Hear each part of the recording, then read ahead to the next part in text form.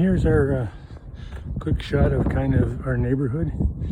I'm just walking home. I'll take another one in a bit. Okay, here we are now approaching our house. That's my little beater of a car. Here's our house there. I think you might be able to see the owl in the tree that I chainsaw carved, and under that cedar is a mushroom. Don't do much carving.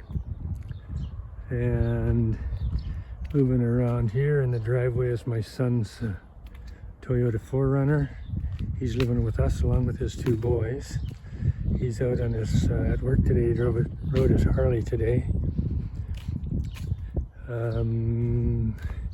This is our my door to nowhere. The watering can there has some solar powered lights, so at night the water kind of drips out of the spout down toward that tulip. There's my rental trailer. I rent that out occasionally, just about enough to pay for insurance and new tires. Don't make much money, but a little bit. Now down the side of our house, here's some remnants of that tree I cut a couple of weeks ago. This is where the wood storage sort of starts. I have bits of plywood and stuff alongside the house here. Some cedar rounds, pieces of holly, bits and pieces of spruce, pine, some yellow cedar, red cedar fencing used that I make stuff out of when I get a chance. Some of that beam that's made out of all sorts of little pieces of wood. I can't remember what it's called now. And then around here's our backyard. I got to trim this cedar here in the next little while. Oh, there's my wife over there. She's not going to want to be in the film, so I'll keep her out of it. We have a big deck that we don't use. It's great for storage, though. We have, at least I have lots of wood and stuff stored underneath it. Oh, there's a little Nomi that I made a few years ago. There's some more of the cedar old fencing that I save and use. Under this side, I think you can see there's some driftwood, some lumber. I'll take you around the other side.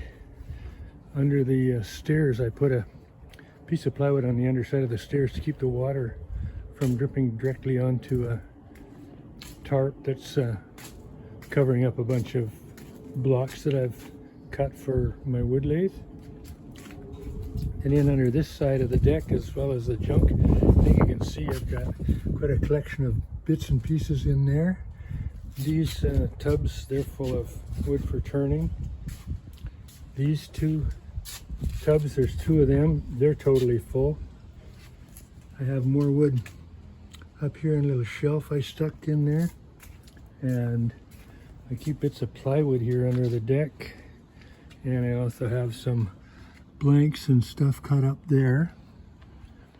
Just over here we have a outside fridge, and next to it, this rusty thing is my kiln. You can see I have some bits and pieces. There's a yellow cedar burl and a maple burl. Some other bits and pieces in here. I keep it at about, I don't know, 80, 90 degrees in there. It gets pretty dry. Then going back over into my shop area, got tubs under this seat here. They're full of, hard to see, but they're full of driftwood. More pieces of driftwood, more driftwood, lots of driftwood. Here's a pail of pieces of teak a fella gave me. Now, welcome to my shop. Oh, my garage. My wife thinks it's a garage. I let her think that. I think you've seen my carving station. It's down over here. Creation station, if you will. There's all my Dremels hanging there. And that's the remnants of my turtle. There's another turtle there if I feel like doing it. Cut out a second one. I've got interesting piece of driftwood here. Looks kind of like a beaver. I started on it but never finished. As you can see up above my tables here, I have all sorts of sticks and pieces of scraps that I've gathered up over the years. Quite a few bits and pieces. Hardwood, softwood, pine, maple, etc. Up there are a bunch of roughed out blanks that I've done, and on top of that are some blocks ready to be turned if I ever feel like it. In here I've got, as you can see behind my paint stuff, I've got some sticks of various kinds of hardwood and woods that I use occasionally. Every corner is full of blocks and bits of wood. Desert ironwood here. Up above this workbench, I've got more dimensioned lumber, some tabletops from old tables.